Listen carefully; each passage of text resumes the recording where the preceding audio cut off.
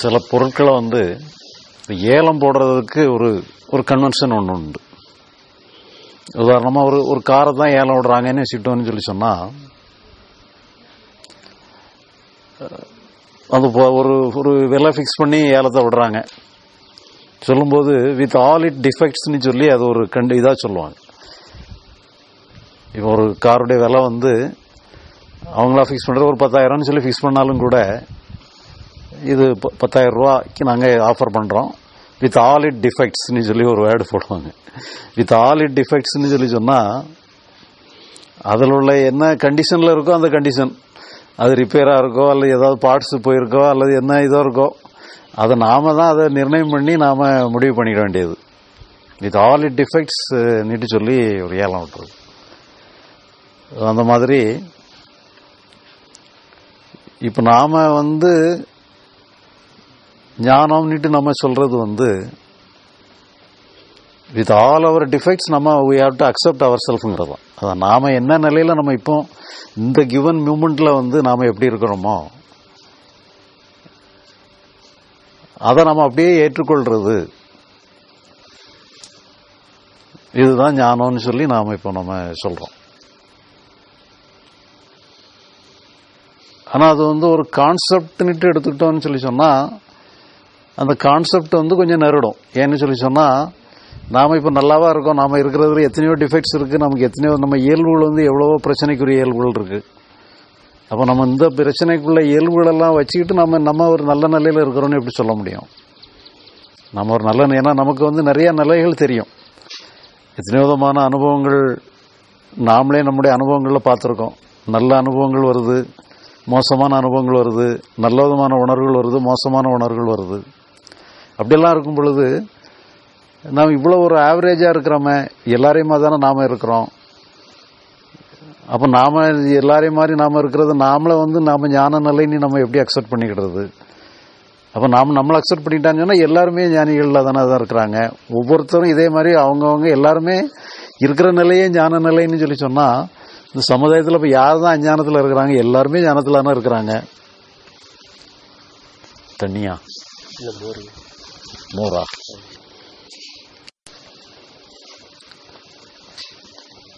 இன்னைக்கு காலையில் நம்ம அன்பரோட ஒருத்தர் பேசிகிட்டு இருக்கோம். அது சொல்லி ஒரு உதாரணத்தை பேசிகிட்டு இருந்தோம். அதாவது ஒரு பால், அதை நம்ம இப்படி தட்டி போயிட்டு உருண்டு ரோல் ஆகிட்டு இருக்குன்னு சொல்லி சொன்னால், அதனுடைய வேகம் அப்படியே மெல்ல குறைஞ்சி அப்படியே நின்றோம். அது நாம அதை பழையபடியும் தட்டிக்கிட்டே போனால் தான் அது போயிட்டே இருக்கும், அதை ப்ரொலாங் பண்ணி போயிட்டே இருக்கும். அதே மாதிரி நம்முடைய இயக்கம், நாம் இப்போ இயங்கிட்டு இருக்கிறோம்னு சொல்லி சொன்னால், அந்த இயக்கங்கள் அது போக்கில் அது முடிவாயிரும். அது நம்ம இருக்குதுங்கிற மாதிரி இதுன்னு சொன்னாலும் அந்த இயக்கங்கள் முற்று பெற்றுரும். அது எவ்வளோ மோசமான இயக்கமாக இருந்தாலும் சரி, நல்ல இயக்கமாக இருந்தாலும் சரி, அதனுடைய மூமெண்ட்டே அது தானாகவே முடிவுக்கு வந்துடும். அது நாம் அதுக்கு முடிவுக்கு வரணும்னு சொல்லி நம்ம ஏதாவது ஒன்று பண்ணணும்னு சொன்னால் தான் அது எக்ஸ்டெண்ட் ஆகிட்டே இருக்கும். அப்போ இதில் என்னன்னு சொல்லி சொன்னால், நம்ம அக்செப்ட் பண்ணுறதுங்கிறது ஒரு கான்செப்டாக எடுத்து நம்ம அக்செப்ட் பண்ணிக்கிறதுங்கிறத விட, இதுதான் ஆக்சுவாலிட்டி, அதுதாங்கிற ஒரு நிலைக்கு நம்ம எப்போ நம்ம ஒரு அண்டர்ஸ்டாண்டிங்க்கு வரோமோ, அந்த ஒரு சரியான அண்டர்ஸ்டாண்டிங்க்கு நம்ம வரும் பொழுது, அந்த இயக்கங்கள் நம்ம ஏதோ ஒரு பிரச்சனைக்குரிய இயக்கங்கிற மாதிரி, நம்முடைய இயல்பு ஒரு பிரச்சனைக்குரிய இயல்புன்னு சொல்லி நம்ம எடுத்துக்கிட்டு இருக்கிறோமோ, அந்த பிரச்சனைக்குரிய இயல்புகள் எல்லாமே சரியாயிரும். ஏன்னா உண்மையிலே பிரச்சனைக்குரிய இயல்புல இருக்கிறத நம்ம சரி பண்ணணுங்கிற நோக்கத்தில் தான் நாம எதையோ ஒன்று நம்ம பயிற்சி பண்றோம். அது தானாவே சரியாகுதுங்கிறத தெரிஞ்சதுக்கு அப்புறம் நம்ம அது பயிற்சி பண்ணணுங்கிற அவசியம் இல்லை. சப்போஸ் அப்படி தானாவே சரியாகலன்னா நம்ம பயிற்சி பண்ணதான், பயிற்சி இல்லாமல் நம்ம முயற்சி பண்ணாமல் நம்ம முடியாது. ஆனால் என்னன்னு சொல்லி சொன்னால், அந்த ஒரு முயற்சியினுடைய இல்லாமலேயே அது தானாவே சரியாகிற நிலையில் நாம ஏதாவது ஒரு முயற்சியே என்ன பண்ணிடுதுன்னு சொன்னா அந்த நிலையை வந்து இன்னும் கொஞ்சம் எக்ஸ்டெண்ட் பண்ணிட்டே போயிருது. நாம எந்த நிலையில இருக்கிறோமோ அந்த நிலையை இன்னும் கொஞ்சம் தக்க வைக்கக்கூடிய நிலையில நாமளே கண்ணாமூச்சி விளையாடுற மாதிரி அதை அப்படியே நம்ம ஒரு பாலை தட்டி விட்டுக்கிட்டே போற மாதிரி அதை நிப்பாட்டணும்னு நினைச்சு தட்டி விட்டுட்டே போயிடுறோம். அப்ப நம்மள அறியாமலேயே நம்ம அந்த ஆப்போசிட் சைடுல நம்முடைய பலத்தை நமக்கு செலுத்த ஆரம்பிச்சிடறோம்.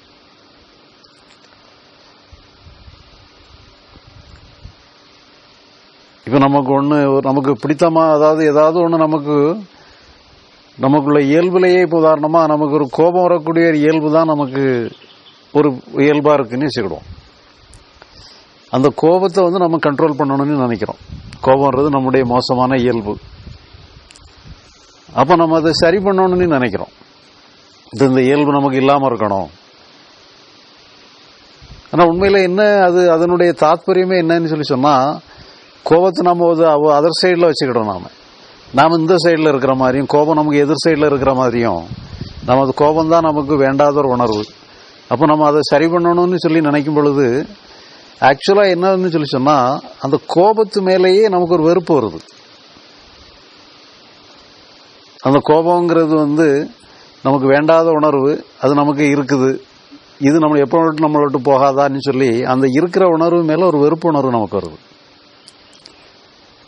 உண்மையில என்னன்னு சொல்லி சொன்னா அந்த கோபத்துக்கு காரணமே வெறுப்புணர்வு தான். நம்ம எதிலையாவது ஒரு வெறுப்பு அடைகிறதுனாலதான் கோபம் நமக்கு வருது, இல்லைன்னா கோபமே வந்திருக்காது. ஆனா பிறகு என்ன பண்ணிடுறோம், அந்த கோபத்தையே நம்ம வெறுக்கிறோம். அப்ப பழையபடி என்னன்னு சொன்னீங்கன்னா ஒரு மாடிஃபைடு கண்டினியூட்டி ஆயிருது. கோபத்து மேல உள்ள வெறுப்பே வந்து அந்த கோபத்துக்கு தான், அந்த வெறுப்பு தான் கோபத்துக்கே காரணம். ஆனா நம்ம என்ன பண்ணிடுறோம், அந்த கோபத்து மேலே வெறுப்படைகிறதுனால இந்த ஆப்போசிட் சைடை நம்ம கிரியேட் பண்ணிடுறோம். நாம அதுக்கு எதிரான ஒரு திசையில இருந்து நமக்கு எதிராக அது இருக்கிற மாதிரி நாம இன்னொரு திசையில நம்ம வந்துடுறோம். அப்ப நம்ம ஆப்போசிட் சைடுல நம்ம இருக்க ஒரு சைடுல இருக்கிறது எது அதர் சைடுக்கு பலத்தை ஏற்படுத்திடுது. அப்ப நம்மள அறியாமலேயே நாம கண்ட்ரோல் பண்ணணும்னு சொல்லி நினைக்கிறதெல்லாம் பலம் பெற ஆரம்பிச்சிருது. அப்ப நம்ம அந்த போராடுறது தன்மையில வந்து எதை நம்ம போராட்டத்துக்கு எடுத்துட்டாலும் இந்த போராட்டத்தினால என்னன்னு சொல்லி சொன்னா எதை நம்ம சரி பண்ணணும்னு நினைக்கிறோமோ அதுக்கு இன்னும் கொஞ்சம் பலம் கொடுத்துறோம். அப்ப உண்மையிலே போராட்டம் தான் என்னன்னு சொன்னா பலத்தை கொடுக்க ஆரம்பிச்சிருது. அந்த போராடாத தன்மை தான் ஒரு சரியான நிலையா இருக்கு.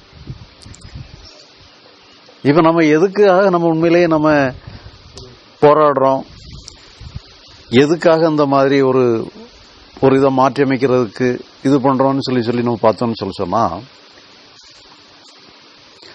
நம்ம ஏதோ ஒரு பெரிய நிலை உயர்ந்த நிலை அடைகிறது வைக்கிறதுன்னு சொல்லி கூட நாம ஒரு நினைச்சுக்கிடலாம்.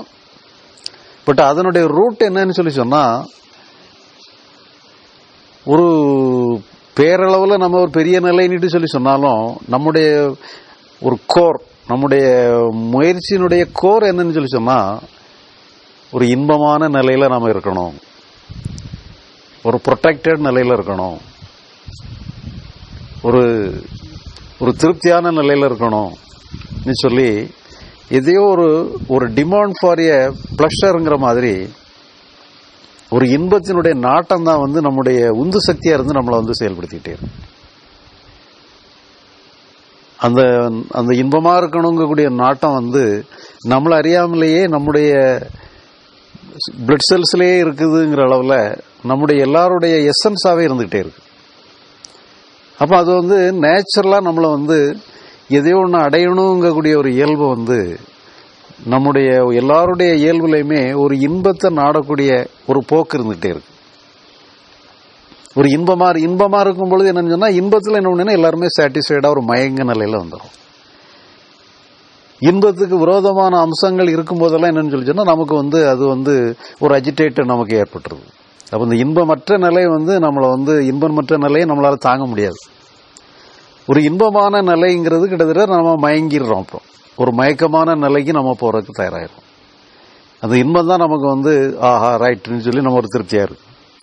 அப்ப அது வந்து நம்மள அறியாமலேயே நம்முடைய பிளட்ல எல்லாமே இருந்துகிட்டே இருக்கு. ஒரு இன்பத்தை நாடக்கூடிய போக்கு இருந்துகிட்டே இருக்கு. அப்ப எதை இருந்தாலுமே அது இன்பமா கன்வெர்ட் பண்ணணுங்கக்கூடிய ஒரு நோக்கம் தான் நம்முடைய ஒரு உந்து சக்தியா இருந்து நம்மளை வந்து செயல்படுத்திட்டே இருக்கு.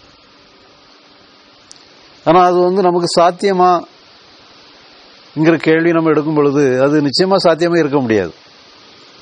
ஏன்னா எல்லாத்தையுமே நம்ம இன்பமா மாற்றணுங்கக்கூடிய ஒரு சாத்தியம் வந்து நிச்சயமா இருக்கவே முடியாது.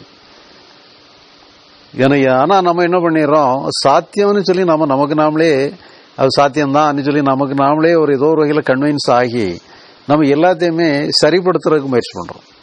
அப்ப அந்த சரிப்படுத்துறதுக்கு முயற்சி பண்றதுங்கிறது அது ஒரு நம்ம இன்பமா ஆக்குறது, அது எல்லாத்தையும் நம்ம துன்பத்தை அப்புறப்படுத்துறதுங்கிறது எல்லாத்தையுமே ஒரு இன்பமா நம்ம டிரைவ் பண்ணி இன்பத்திலிருந்து டிரைவ் பண்ணக்கூடிய ஒரு நோக்கத்துல ஒரு போராட்டத்துக்கு நம்ம தயாராகிறோம். எது இருந்தாலும் அதை வந்து நம்ம வந்து ஒரு வயலன்ஸை நம்ம பிரயோகம் பண்றதுக்கு தயாராகிறோம். அப்ப அந்த வயலன்ஸை நம்ம கையில் எடுக்கக்கூடிய தன்மையில நிச்சயமா அது ஒரு போராட்ட களமாவே மாறிடும்.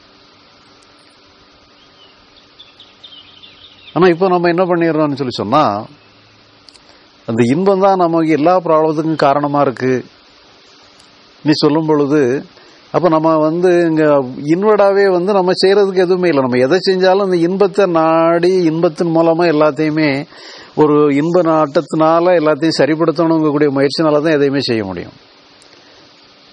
அப்ப நம்ம இந்த இன்ப நாட்டம் தான் எல்லா ப்ராப்ளத்தையும் கொண்டு வருதுங்கிறது நம்ம சரியான முறையில் கண்டுபிடிச்சிட்டோம்னு சொல்லி சொன்னா, எல்லா விதமான ஐடியல்ஸ் இப்படி இருக்கணும் அப்படி இருக்கணும் உயர்வா இருக்கணும்னு சொல்லி எந்த ஐடியல்ஸும் வச்சுட்டாலும் சரி, ஈவன் நம்ம ஞானம் அடைகிறதுனாலும் சரி, லிபரேஷன் அடைகிறதுனாலும் சரி, எதை அடைகிறதுனாலுமே ஒரு இன்பத்தை நாடக்கூடிய ஒரு போக்கு தான் நீ சொல்லும் பொழுது, அது என்ன பெயர் கொடுத்து அது என்ன பெயருக்குள்ள அது மறைஞ்சிருந்தாலும் சரி, அது இன்பங்கிற ஒரு அதனுடைய உள்ளார்ந்த அம்சம் வந்து இன்ப நாட்டமா தான் இருக்குது.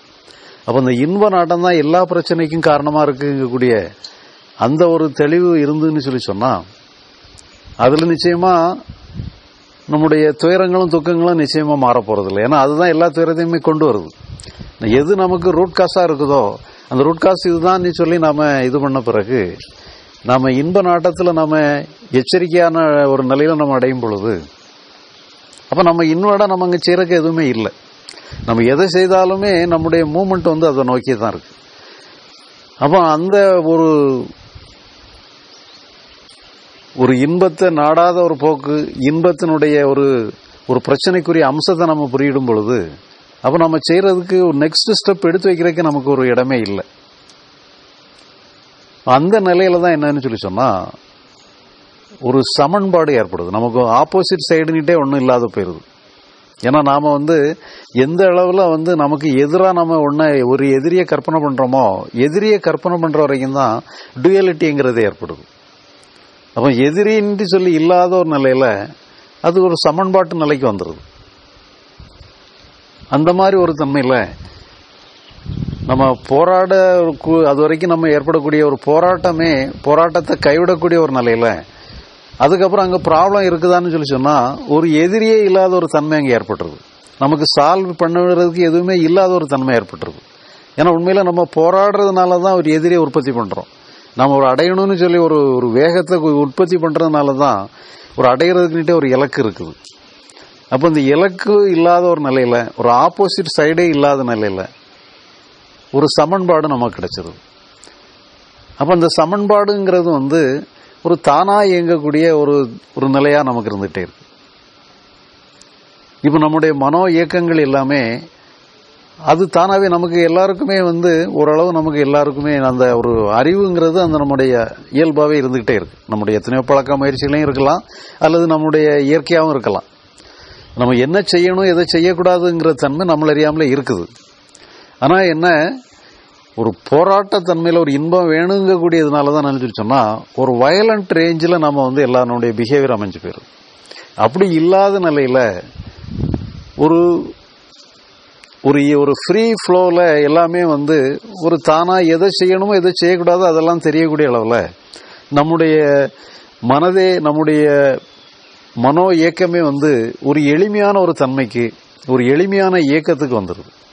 அந்த எளிமையான இயக்கத்திலிருந்து செயல்படும் பொழுது எல்லா விதமான இயக்கங்களுமே ஒரு பிரச்சனை இல்லாதபடி, ஒரு கரடுமுரடு இல்லாதபடி, ஒரு நெருடாதபடி, ஒரு உராய்வு இல்லாதபடி, ஒரு ஃப்ரிக்ஷன் இல்லாதபடி, ஒரு ஒருங்கிணைந்த ஒரு தன்மையில நம்முடைய செயலை அமைஞ்சு போயிருது.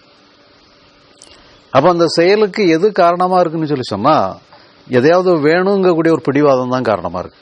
ஒரு பிரச்சனைக்கெல்லாம் காரணமே அந்த ஒரு பிடிவாதம் தான். இதுதான் வேணும், இது எனக்கு வேண்டவே வேண்டாம், இங்கக்கூடிய ஒரு போக்கு அதுதான் வந்து நமக்கு அந்த வேகத்தை கொடுத்துருது. அப்போ அந்த வேகம் தான் எல்லா பிரச்சனைக்கும் காரணமாக இருக்குது. நம்முடைய இன்ப நாட்டம் தான் எல்லா பிரச்சனைக்கும் காரணமாக இருக்குது. இங்கக்கூடிய ஒரு தெளிவு நமக்கு கிடைச்சதுன்னு சொல்லி சொன்னால், அப்போ நம்முடைய அணுகுமுறையுமே ஒரு மறுபரிசீலனைக்கு உட்படுத்தப்பட்ட நிலையில் நம்முடைய இயக்கமே ஒரு சீரான போக்குக்கு வரக்கூடிய தன்மையில் ஒரு இயல்பான தன்மை, ஒரு இயல்பான இயக்கம் அது நமக்கு சொந்தமான இயக்கமாக இருக்கு. இப்போ நம்ம நம்மளை நாமளே அப்படியே ஏற்றுக்கிடணும்னு சொல்லி சொன்னால் அதனுடைய அர்த்தம் இதுதான். நம்ம அதுக்காக நம்ம இயல்பான தன்மை மோசமான தன்மைன்னு சொல்லி சொன்னால் அந்த மோசமான தன்மையை அங்கீகரிக்கிறதுங்கிற அர்த்தம் இல்லை. அந்த இயல்பான தன்மை எதிர்த்து போராடாத தன்மை. போராடாத தன்மையில் என்ன ஆயிருந்துச்சுன்னா எல்லாமே சரியாயிருது. நம்ம அங்கீகரிக்கிறதுனாலயோ போராடுறதுனாலயோ ப்ராப்ளம் தான் கூட வருது. நம்ம போராடாமல் இருக்கிறதுனால என்னச்சுன்னா அதை அங்கீகரிச்சிட்டோன்னு அர்த்தம் இல்லை. அது அப்படிதான்ங்கிறக்கூடிய ஒரு இயல்புல நம்முடைய இயல்பா ஒவ்வொரு இயல்புமே அந்த சூழ்நிலைக்கு தகுந்த மாதிரி நம்முடைய மனோ இயக்கங்கள் தானாவே அந்த சூழ்நிலைக்கு தகுந்த மாதிரி இயங்குது. சூழ்நிலைக்கு தகுந்த மாதிரி ஒரு இயல்பை உணர்வை வெளிப்படுத்துதுன்னு சொல்லி பார்க்கும் பொழுது அது அந்த சூழ்நிலையை நிர்வாகம் பண்றதுக்காக அந்த இயல்பு வெளியே வந்திருக்குது. மற்றபடி நமக்குன்னு சொல்லி நிரந்தரமா எந்த உணர்வுமே நிரந்தரமான உணர்வு இல்லை.